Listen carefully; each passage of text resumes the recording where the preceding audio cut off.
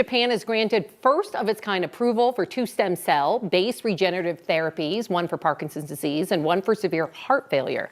Our medical expert, Dr. Pyle Coley, with us now. Thank you for being here. So what stem cells and why do they hold so much promise in medicine? Stem cells are the most exciting type of cell in our body. So if you think about a stem cell, it's an unprogrammed cell. It can turn into anything and it replicates itself. So it's self-sustaining. So if you think about the potential for what we could do in medicine, I mean, you're talking about treatments for diseases that we have no treatments for, nor cures for, degenerative diseases, Alzheimer's and Parkinson's and cancer and all kinds of those types of diseases, but also maybe even thinking about growing organs. So if somebody needs an organ transplant for any reason, could you grow it in a petri dish from their very own stem cells? This is most definitely the future of medicine, is it not? It is. It really is. And that's why I'm excited about this. Right. And for years, when we talked about stem cells, you know, politics and religion got into the mix, and I understand why, but that's not these stem cells, right? Yes, so this has been a huge barrier to what this field of regenerative medicine using stem cells is that, is it ethical to take an aborted embryo and take what's called embryonic stem cells, which is what we used to do in the past when we did the stem cells. Now that's one type of stem cell. Another type is types that we have inside our bone marrow. Every adult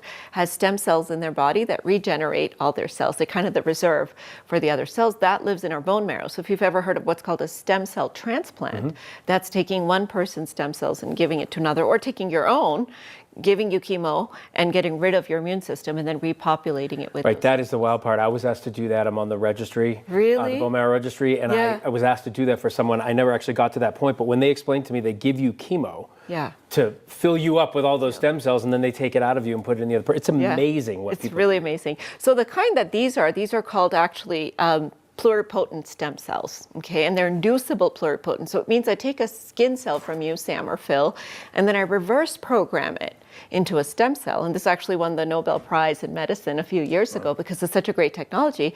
And then I give it back to you. So it's technically your own stem cell, reverse programmed, essentially, to help cure your disease. And that's what they're doing right now in Japan. That's right. And how, let's say everything with, what they're doing goes smoothly, how long would this take to potentially help patients that really would benefit from it? Yeah, so we're quite a ways from that right now, just because this is the first time it's been actually approved. Now, Japan is really trailblazing here, because Americans haven't done this. But now that we've removed many of these ethical and religious barriers, the idea is, should we open the floodgates and do this? So 2 very small trials have supported this. So one Parkinson's patients, 7 of them, and the second was severe heart failure patients, 8 of them. So small numbers, so take it with a tiny grain of salt. But essentially what they did is they put these stem cells into the brains of Parkinson's patients, and their symptoms got better and their disease started to reverse for 4 out of 7 of them. And then for the heart failure patients, even though the pump looked the same, they made what's called a stem cell patch, where they put a bunch of stem cells together and kind of put it onto the heart to see if it could squeeze harder. Their symptoms got significantly better. So they're studying this under provisional approval, which means, okay, let's go ahead and start doing it, but we got to keep an eye on what the future holds. That's hopeful. So small studies show promise. What would be the risks then? So think about it, right? If I have a cell that knows how to divide itself and can turn into anything, could it turn into cancer, right? And cancer is essentially uncontrolled growth. Like going rogue? Like one of these cells going rogue? That's exactly right. So that could happen? Yeah, so we're programming these cells, right? But what if the programming, like you said, Phil, that's a great way of saying it, goes rogue and it starts doing its own thing, then you've started to lose control over the cell. Of course, also immune rejection, right? Because if you take a stem cell and change how it looks, does the immune system think it's foreign? And then you start to attack your own cells because you put it into that person. So we still have a lot to figure out when it comes to these 2 types of safety signals, the immune signal and the cancer signal.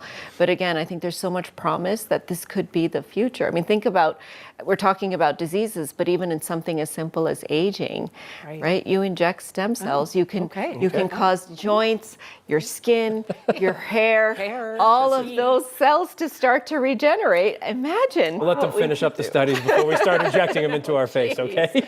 Dr. Coley, thank you, as usual. You guys don't need them. Okay. Thank you, Dr. Coley. Well,